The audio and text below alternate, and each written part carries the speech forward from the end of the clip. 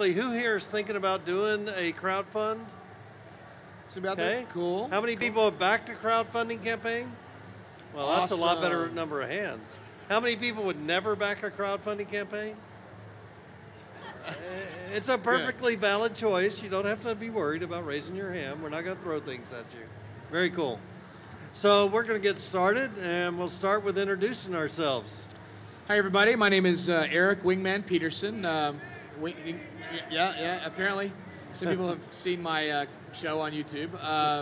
I backed a few projects and started a few. I've had a couple successes with Star Citizen, and we are currently doing Descent Underground, started 4 days ago. I think we're about to, If you haven't backed, please do so. If you don't want to, share it at least with your friends. Exactly. My name is Gordon Walton. I'm your gratuitous old game guy. I've been making games for a really long time. Like a really long time, probably longer than most of you have been alive. We're currently more than halfway through a campaign for a game called Crowfall. And yay, okay, thank you. And we're here to share what we've learned doing that, both of us. Yeah. All right? Both of them are still active. Yeah, yeah. So there's still time. Yes, there's still time for something. All right. So here's what we're going to talk about. We're going to talk about the beginning, the middle, the end, all of it, and try to run through that as pretty quickly. We're going to have a Q&A.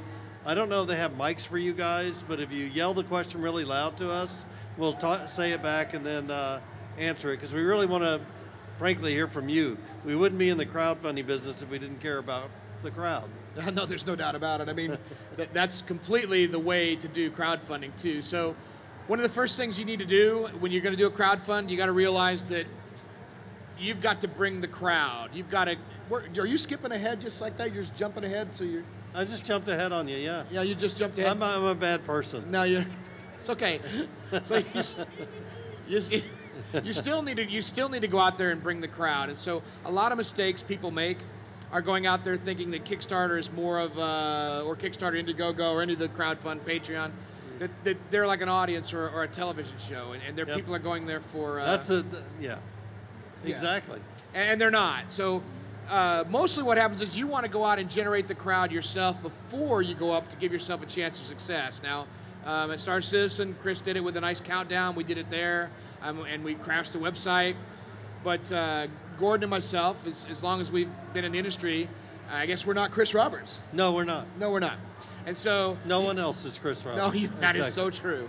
You can either be a rock star like him or Richard or some of the other guys, or you can be good industry veterans that have been involved with really, really good products like Gordon and I have for a long time, and go out there with some credibility and try to build your audience.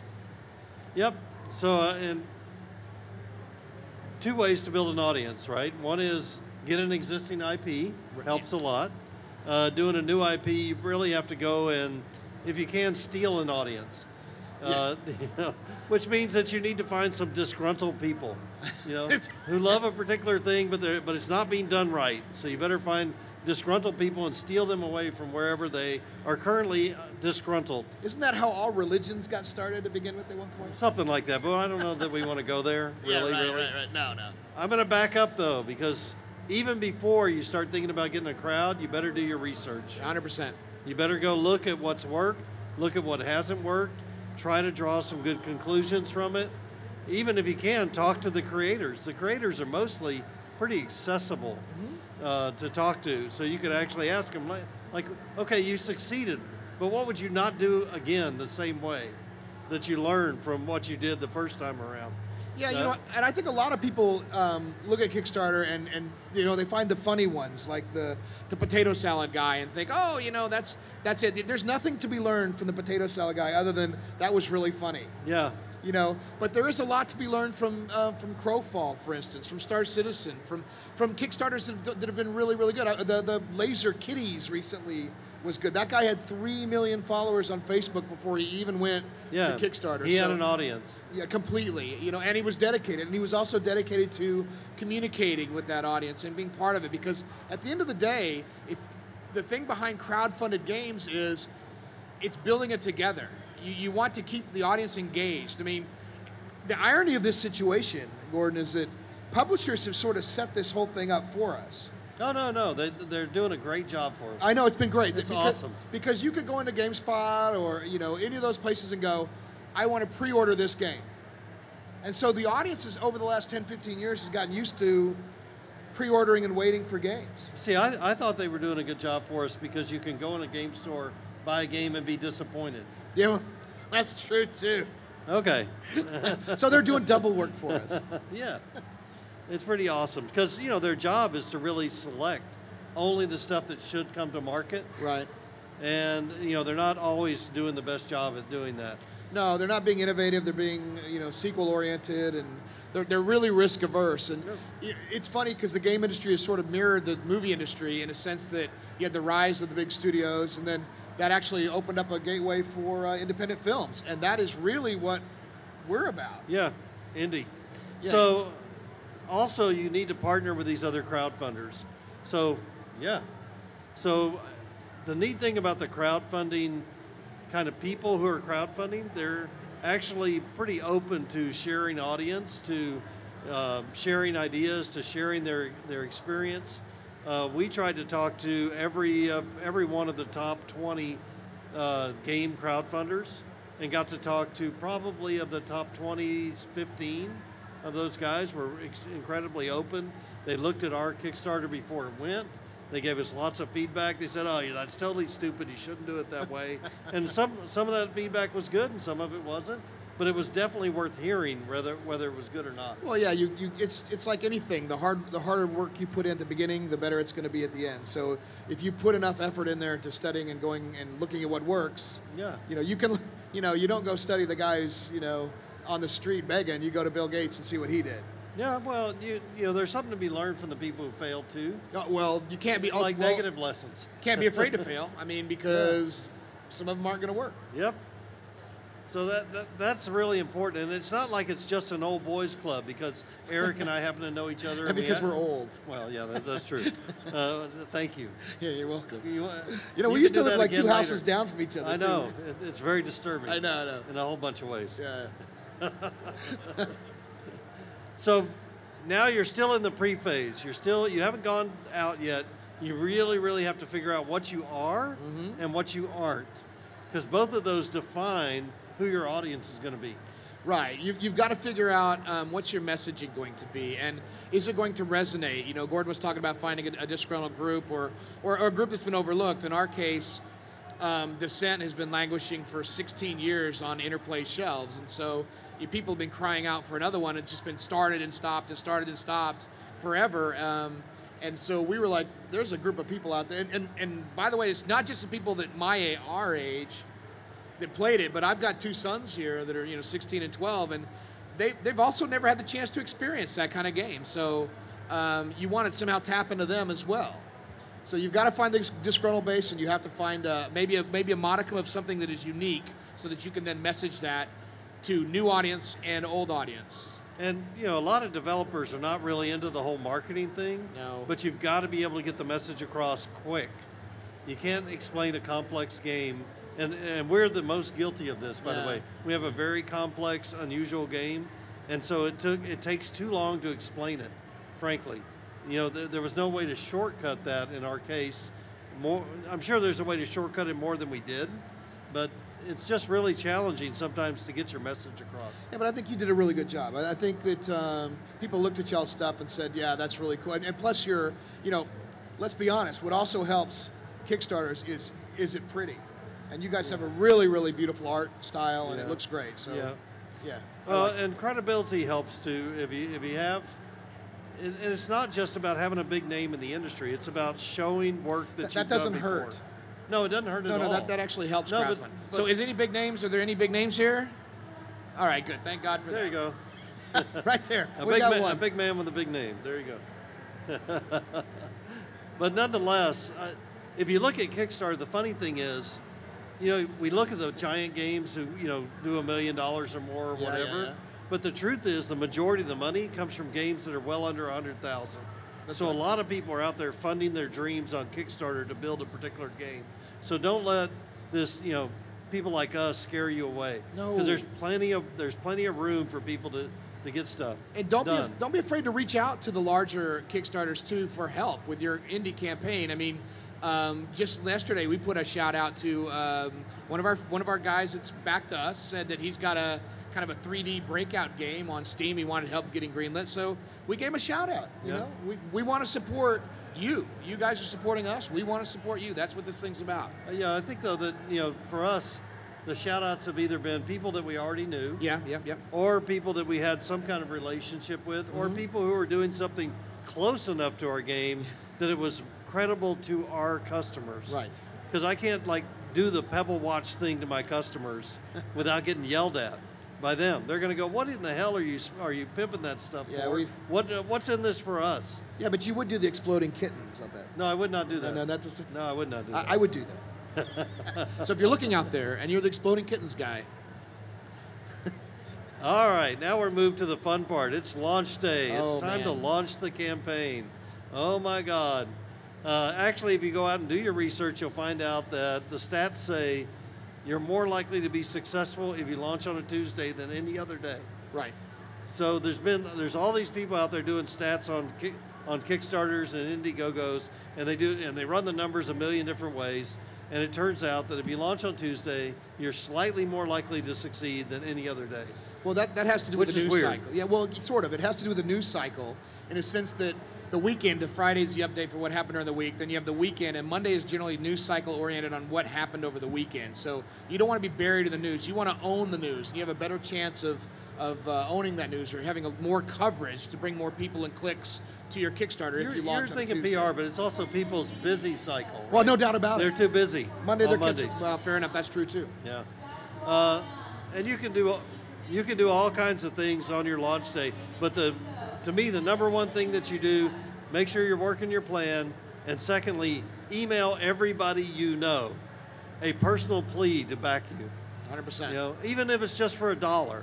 Because how does Kickstarter work and all these other guys? If you're trending, meaning that you're getting people to pledge, even $1, they look at numbers more than they look at dollars. That's right.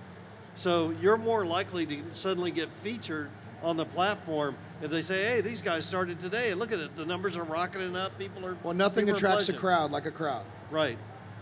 So momentum begets momentum. Absolutely. So you really need to find everybody you ever know who owes you anything and say, "You have to spend $1 on me today." Right. Period. Not tomorrow, today. And now. if you don't want to spend, at least share. At least share the at link. least share it on your hit your social contacts, media. Facebook, whatever. Yep.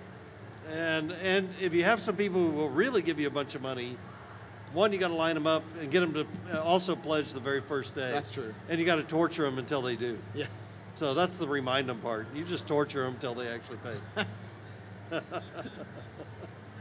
And now you're in the middle of the campaign, Yep. and you gotta live with your community, and they are vocal, Fervent. fervent. Okay, Fervent. Maybe that sounds better than vocal. Yeah, well, it's funny because we're earlier than they are in their campaign, and you gotta be aware that you're going to make some mistakes, and you've got to be agile enough to correct those as soon as possible. And I can give a fair example. We left out a little bit of the single player on our campaign, not because we were doing a small one at the beginning of our Kickstarter to get to the large campaign later, single player. And so you watch and you track the number one thing that people are asking about, and you make dang sure that you're going to get there and address that, especially if you've already got a plan for it. You got to raise your hand, mea culpa. Don't be afraid to say, hey, that's our bad. We'll put it up there. Here's what we're doing, because people want to know that there are people reacting behind them, that they're not just backing a project. And I actually think that's one of the biggest mistakes that people make, is that they think Kickstarter is look what I'm doing, when it's not. It is a look what we're doing. Kickstarter is a community. It's a church campfire. It's literally everybody in one group cheering and rooting for others. There are people out there that have backed 80, 90 projects, and that's important, because Gordon and I have been through how many green lights, man, where you just, you go to publishers. I don't want to count. Yeah, I know, it's crazy. Here, you've got people that have a voice, and it's more important now you can have a vote. You can tell people, I want that game. And you know, that way you don't have 5 guys or 5 girls. I'm not backing you because. Yeah, right. Well, whatever. Right. And then that's that's a good point. I'm not backing you, and they will spend $1 to tell you that. They will. Yeah. They'll put $1 in just to say, I think you suck, you know, or whatever. And then hopefully you engage them and say, look, you know, here's what we're doing. Here's what's going on. We appreciate that. And then usually you'd be surprised by how a little personal interaction and show that you're caring, that you're you're a human being, and that you're not just out there for, you know, to grab their money. That goes a long way. Well, so many people, when they interact with any company, you know, pretty much get a faceless, you know, nobody talking to them. You know, it's a machine. Yeah. It's not real people. And the other thing, but I agree with most of what you said, but I think you have to stay true to what you are. 100%. You've got to have your message. So you may add something, but it better be on target with what you're already making. I wasn't saying add. I was saying be able to, if you left something out. Like we were holding back as a special announcement in the middle of the campaign, and that was a mistake on our part. Yep. And always reminding them we're the underdog. Yeah, exactly. Really important. We're Rage Against the Machine. Yep. So, other craziness. So in the first 3 days, 4 days of the campaign are insane. I'm still there. I'm normally a person who I get typically on a normal day I get 300 to 500 emails a day that I have to read and answer. And on a Kickstarter day, I'm getting 1,000. It's crazy. Which means I'm not getting them all done.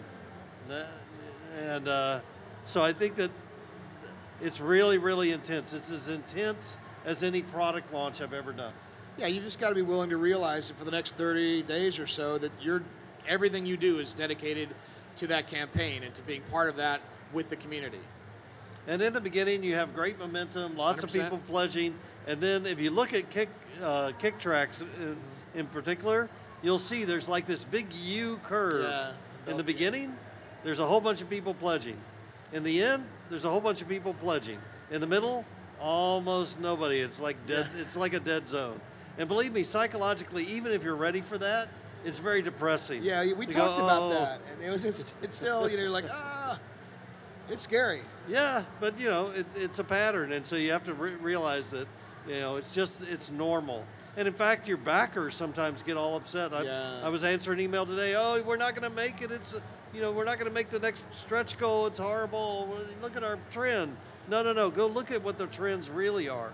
Yes, it's just slow right now. It's going to be slow right now unless we get lucky somehow. Yeah, but you're out there talking to them, and I think that's important. They're still feeling part of it. Yeah. They're obviously engaged, you know, so, and that's another thing you can do is you want them to be motivated to be out there helping you because, you know, it's an army of folks out there pitching your cause. Yeah, and the main thing is you are reacting. You are trying to figure out how can I work this to make it work better? How can I help help people share the word about the project? How can I, what can I say or what can we do with our stretch goals or reward levels to make people happier? Well, yeah, it's what Sun Tzu said. Every battle plan survives until first contact. Right?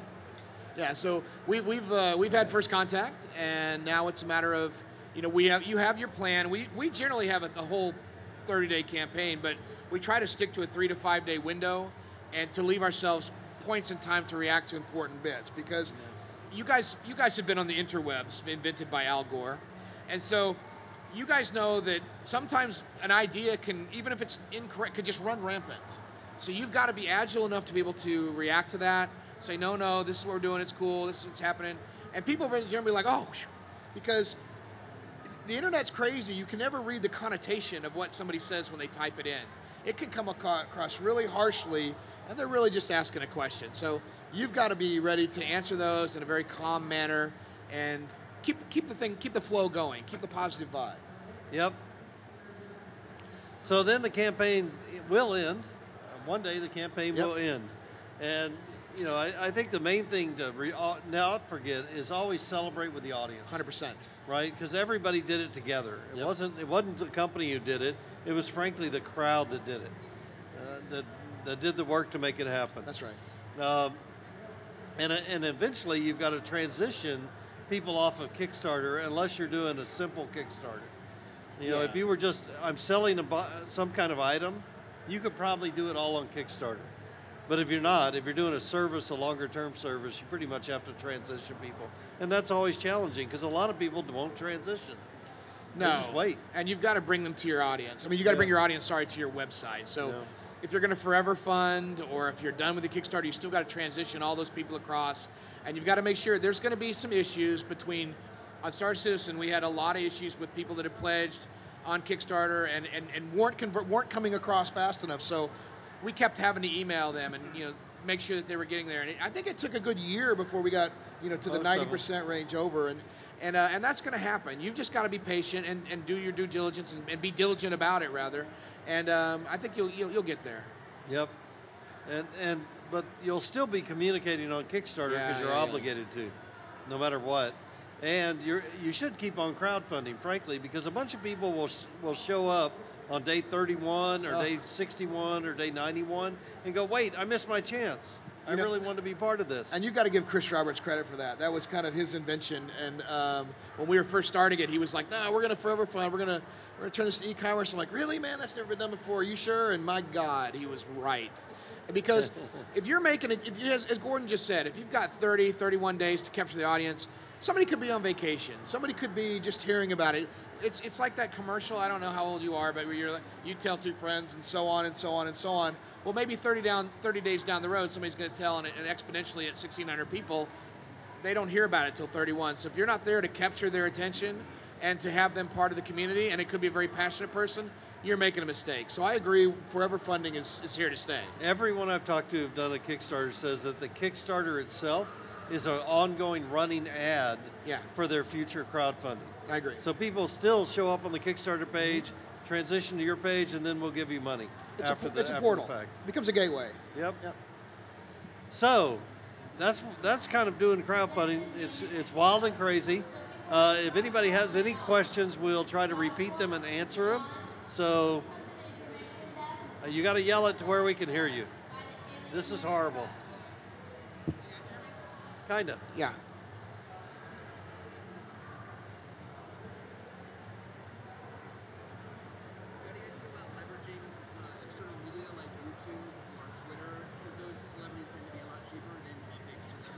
That's a good point. That's a good point. Yeah, so leveraging YouTubers and streamers to get the word out. Well, that's something we didn't cover. We probably should have. Is while you're doing your due diligence, while you're building it up, is you want to reach out and find like-minded communities, people that are interested in the style of game you're interested in, and specifically YouTubers and Twitch. And I got to tell you, I really admire Gordon because he's really on top of the social aspect, and people of our generation, attention, the yellow line is for loading and unloading. The white line, where was I going with this?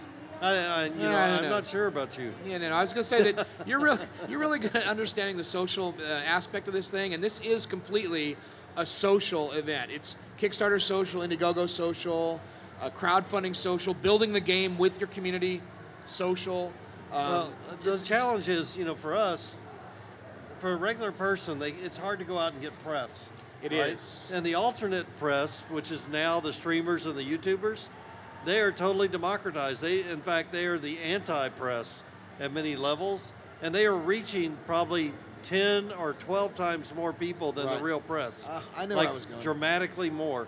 The challenge with them is you've got to have a playable game. Yes. And not every game on Kickstarter is playable and streamable from, at the time you do it. From the jump. Now, if you could, that's what you want to do. You want to build a game to the point where you can get it streamed because it's 10 times more powerful. I would imagine that if we were at that state with our game, we would have raised about 4 times as much money easily because we would have had more reach. But that means it's got to be really good, and sometimes that takes the money that you need from the Kickstarter to get there.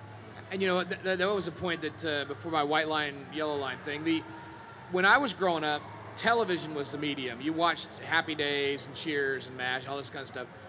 And those are the people that I kind of looked at and said, wow, that's cool. Well, I've got 2 children that they're here. They're looking at it here or on their phones or whatever. And this is a much more personal experience. This is inside a person's personal bubble. This is a visceral connection between human beings. It's a much more personal, it's reaching out with a virtual handshake to the audience. And I actually think the YouTubers and Twitchers, they have a much more personal connection to the people, and their credibility is high. Well, certainly more credible than most of the nightly news. Well, they're high until they get really big and sell out. Yeah, fair enough. Because that's happening already. They have been subverted by the system. So you have to watch out for that, because what the audience craves is authenticity. The audience wants to know this person's kind of like me and they're for real. They're not selling me something, they're real. And so that's the challenge for that new medium, is that now that it's working, the guys with money are coming to get them. And they're succeeding in some cases, because it's hard to turn down a big wheelbarrow full of cash from somebody and not sell out. I get it. Well, that's on Star Citizen. I think that Chris and I went around for a couple of years pitching that style of game to other people, mostly Chris, obviously. But it was really rewarding to find out that there were pockets of people all around the world that had the same love for space games that we did. And so, that's really, really rewarding, because you go to some boardrooms and they're like, oh man, space games are dead. Well, I mean, we've been in the industry long enough to where you see things like RPGs are dead, and the Neverwinter Nights comes out and boom, more than once. I know, or you can't play first-person shooter on a console. And all these things come up, and they're just not true. And so, games are cyclical. But what happens is publishers are so risk-averse, they're not going to do that. So Kickstarter allows developers like ourselves and others like yourselves to take risks, to take chances. I've been out here walking the show floor, and I've seen all kinds of really unique products. I've seen a kind of a Road Rash style game that's coming back. I thought awesome. There's a whole pocket of games in the 95 to 2000 era gameplay that's just being ignored by game development. Well, that was a kind of Precambrian explosion of genres at that time, right? Yeah. So who else has a question, though?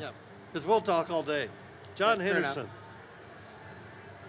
John Henderson, ladies and gentlemen. Don't clap for him. Okay. Notice they didn't even turn on his mic. Our top story tonight.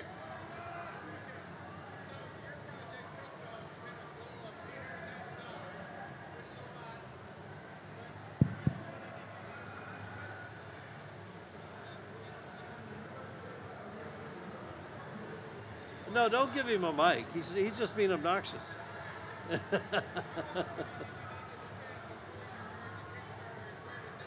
Okay, so the question was, our project had a minimum goal of $800,000, and his question was, how much money do we have to spend to raise the $800,000?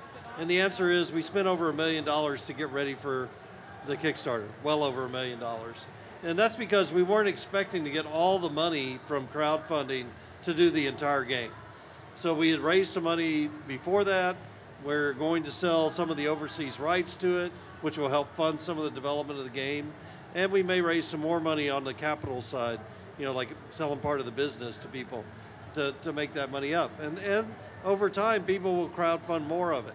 So, we're doing an MMO, which is one of the most expensive kinds of games to do. It's kind of crazy to do it crowdfunded, but we thought we could find a way to thread that needle and make it work, mostly because we're doing a relatively cheap MMO in the big scheme of things. But yeah, getting ready was expensive. It took a lot of time, it took a lot of money to get there for our particular kind of game. It doesn't mean that you couldn't put a game together in your basement with a couple of friends over a year and then do a crowdfund, maybe not for $800,000, but for enough money to finish the game and get paid to do it. Yeah, we're on the opposite end of that. We bootstrapped the whole thing with a team about 10, and then we have about 10 to 12 volunteers around the world that followed us from Star Citizen that wanted to get in the industry, wanted to help. And one of the things we're trying to do at Descendent Studios is there's talent all over the world, and we really would like to encourage people to join us in the development. And if your stuff is good enough, it'll go in the game. If we can become Descendent Studios University, then as well as make a really good game and continue on that, then we've done our job. So we haven't put near that into our project. I think we've worked on it for about 3 or 4 months, all of us not being paid. It's strictly a passion project, and we got to a point where we could get it. It's a much smaller scope. So I think we probably put about 40 or 50,000 out of our own pockets into making where we're at now. Yeah, I didn't really want to talk about the not being paid thing. Yeah, That yeah, kind of sucks. Yeah, especially when the wives don't like that much. No, the wives are definitely not in favor of that. No. Pretty much consistently. You can count on that. So yeah, maybe you should do this before you have wives. Yeah. I didn't say All right, that. other questions? Anything? Yes, sir. Oh, and you can come up next. Oh, Yeah, okay, it works. Yeah, I said if you could explain like the Forever Fund a little bit more, like so what are your steps after the Kickstarter? Like be a little bit more in depth on that. 'Cause okay. So for like ongoing crowdfunding? for the Forever, you said for the Forever Fund, so that how Right. do you keep going for that game? Well, I think you're always trying to gain more audience. And that's what really crowdfunding is about, is gaining Right. the audience, the committed audience.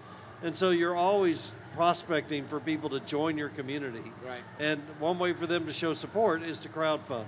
So you're gathering community whether they're crowdfunding you or not, but some of them want to crowdfund you. So you need to be able to set up to take payments outside of Kickstarter, because it ends in how many days you tell the campaign to be. So you're going to have to take money one way or the other, and you better have a plan for that before you even start. Yeah, we've got a store sitting there waiting on our site, but we don't want to cannibalize the Kickstarter. So, but a lot of people are screaming at us because they want PayPal. So we're trying to figure out a way we can do that. And PayPal, by the way, is an interesting situation because they will hold a large percentage of that money for a long time. So if you donate, say, $50, they may hold 25 of it. So PayPal is not the best crowdfunding mechanism, but it is something that people are comfortable with. So you have to be ready to address that. So Yeah, we have it up, and it's a real pain in the yeah, ass. we're gonna. So we're in order to answer your question, we bought an off-the-shelf software called Nexus from Envision, and then we're customizing it for our own site. Now there are a few out there that work.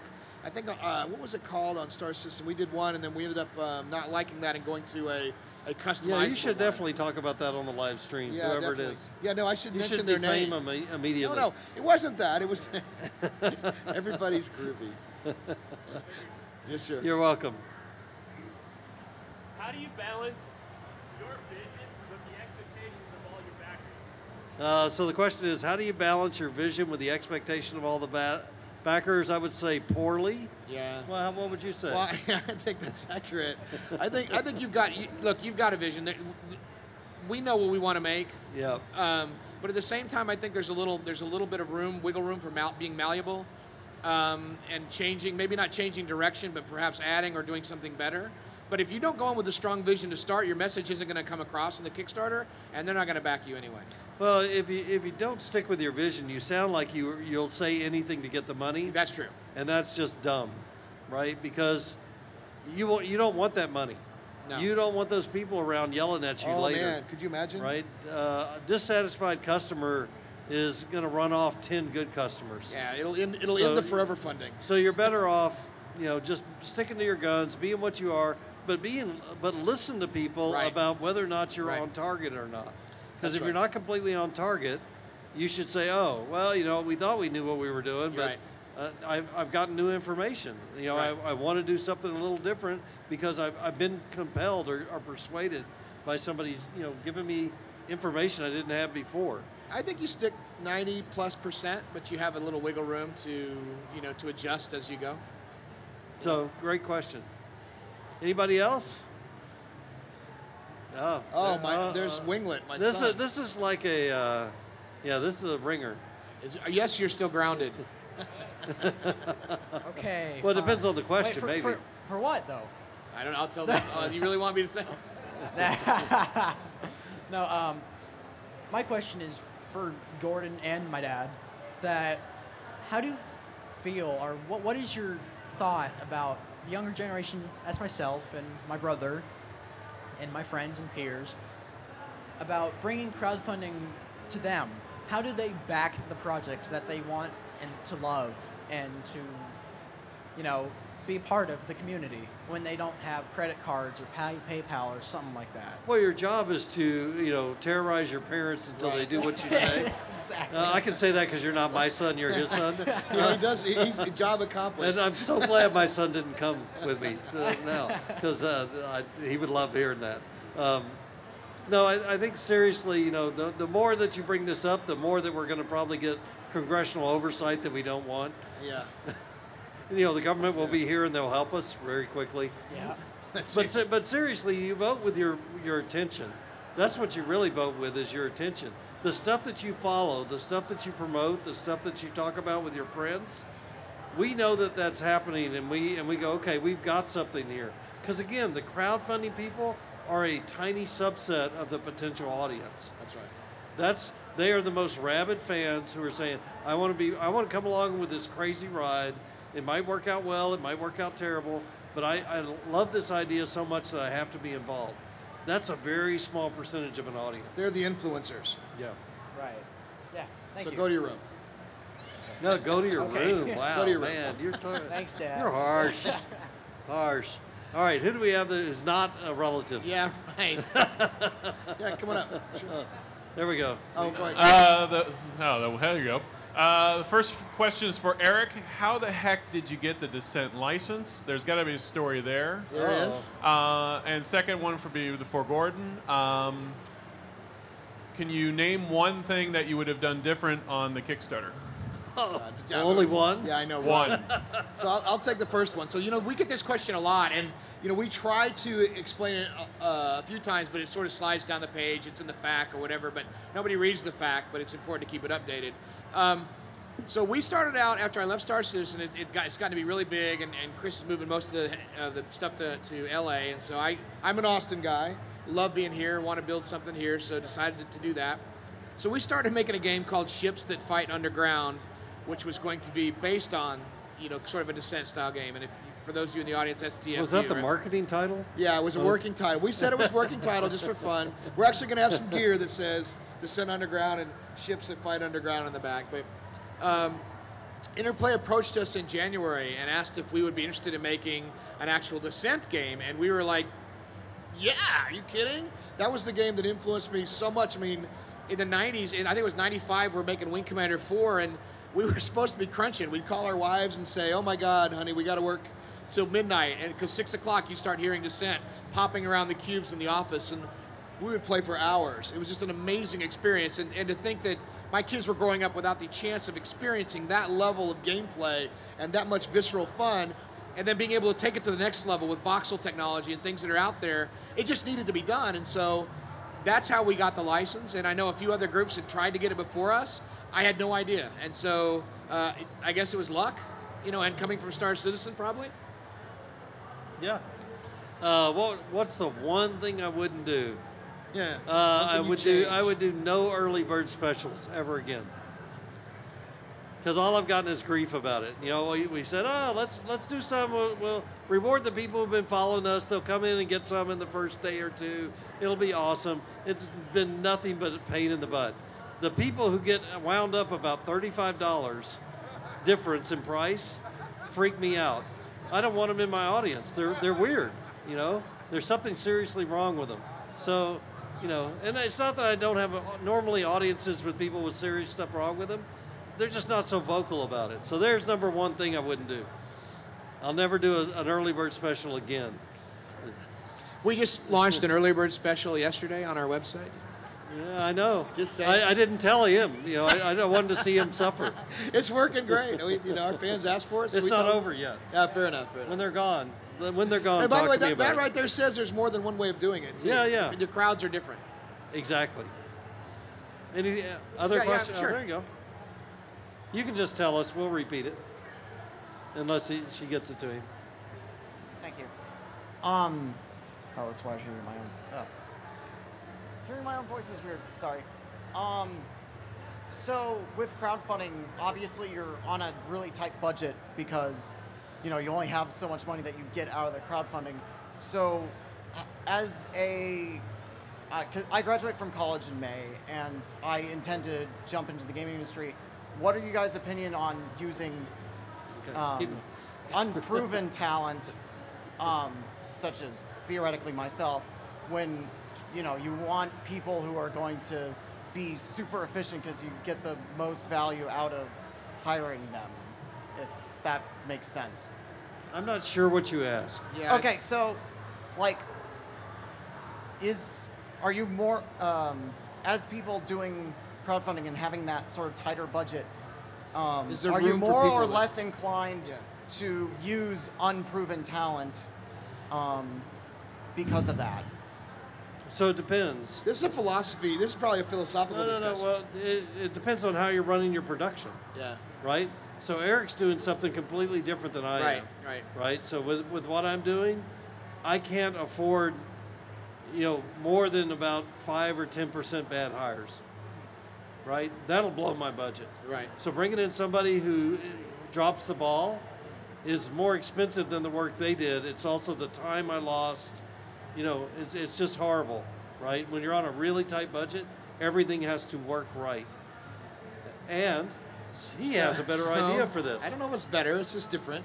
So we like to open it up to the community to prove yourselves on the forums, to be part of the process. And if you're good enough, you'll be able to get hired through there. We'll drag you through the process. We have a certain amount of bandwidth that is dedicated every day to being on the forums, to helping people to get to where they need to be.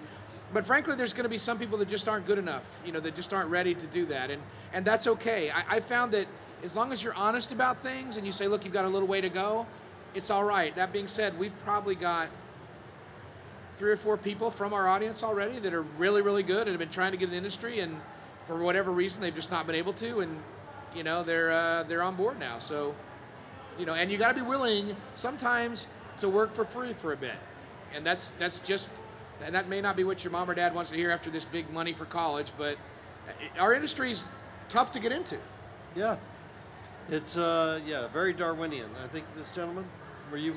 I was just stretching, but I do have a Oh, okay. Sure. Jesus. Okay, sorry about that. How important would you say is the direct interaction of live streaming throughout the funding, and how much of that is too much? Like, How much is? I'm sorry, I missed it. How much live streaming? Like, is too much? how much live streaming should you do in this kind of a campaign, and is there a point at which you're doing too much? Yeah, are you guys doing any live streaming? Nope. Oh, so that's, I guess, directed at me. So that's a great question, because honestly, overexposure can hurt you as much as underexposure. So right now in our campaign, we're doing 1 live stream a week. It's Thursdays at 10 a.m. And this is a good example. As anybody that's ever seen my show on YouTube, Wingman's Hangar, I can be a little bit nutty, a little, yeah, I know, hard to believe. But at the same time, so we talk about it, like we did, so we did a live stream this week, and we wanted to call it What the Fact, and which I thought was funny, and Mike Moreland talked me off the ledge and said we need to play this serious, and that's what's good about being a good team. And so we think right now once a week, where we take some calls, answer some questions, go on chat roll, and the rest of us dedicating to showing off the art and the progress of where we're at and what we're doing. And there's times to be silly, and there's times to be serious. And I can't stop completely being silly, but I can be serious most of the time, sort of. Yeah. Ish. We have time for one question, I think. So this was kind of covered already a little bit by an earlier question, but Simon, hold the mic up, bud. Up? This good? Yeah, perfect. Cool. Okay, awesome. So despite the challenges of crowdfunding, and despite sometimes the worries it can bring as you watch the ticker go up and go towards 100%, what you guys are doing, especially where you're at, where you've pretty much completed or are very close to completion, and what you've seen with Star Citizen, that's almost like living the dream. But you didn't get there just, out of nowhere. You built up for yourself what you've done. So for those who would be interested in someday pursuing the paths that you guys have trodden, what would you do to build up and prepare for that? Just don't do it. Oh, no, wait. First. Why would I wish that on anybody I like? I can talk. I mean, this is the 3rd one I've done. Star Citizen obviously has been huge, and that was a team of, obviously Chris Roberts, Sandy Gardner, David Swafford, Ben Lesnick. These are all key components that were there with us throughout the campaign. Dave Haddock, and that was super successful. But they're not all successful. I did Conquest Frontier Wars. You can look it up on Kickstarter. It's a really funny video and a really lousy campaign, and so we ended up dropping it. And that was before Star Citizen, and we learned a lot from that, what to do and what not to do. Which every time we do this, I think you learn something, and you know it's shocking what you don't know. So, but the core of your question is, if you want to make games, like make games. Don't wait for somebody to give you permission. Don't wait for it to work economically. That's right. Don't just make games. Yeah, you can do that with because that's how you learn how to make games. Yep. You learn how to make games by making games. There's really no other way in the end. You can learn a lot of skills that you can use to make games, but you only learn about making games by making games. Right. Period. And then when you're playing them, try to walk out, take a step outside what you're playing and go, why is this fun? Why am I enjoying this? And then because you'll kind of step away from just the actual enjoyment and go, wow, that's fun. And then you go, why is that fun? I did this, click this, that, and other. And that'll help teach you as well along the way. But he's right, make games, just make them. We're 2 minutes over. Thank you all for coming. Yes. I have cards about Crowfall up here if you want them. I don't. Our email addresses are on the thing so you can get us. Just thank you. Yep, thank you guys.